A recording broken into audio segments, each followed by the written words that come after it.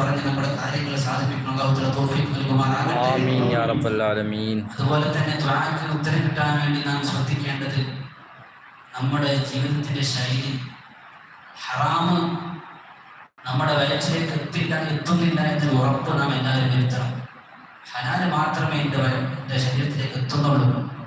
ഈ ഒരു തീരുമാനം നാം എടുത്ത് ജീവിതത്തിൽ കണിശത കാണിച്ചു കഴിഞ്ഞാൽ നമ്മുടെ എല്ലാ ഇബാദത്തുകൾക്കും ദുആകൾക്കുമെല്ലാം വളരെ പെട്ടെന്ന് തന്നെ ഇജാബത്തുണ്ടാകും. അതുകൊണ്ട് ദുആക്ക് ഉത്തരം കിട്ടുന്നില്ല എന്ന് പറയുന്നവർ ആദ്യമായി ശ്രദ്ധിക്കേണ്ടത് തൻ്റെ ജീവിതത്തിൽ ജീവിത വിശുദ്ധിയാണ്.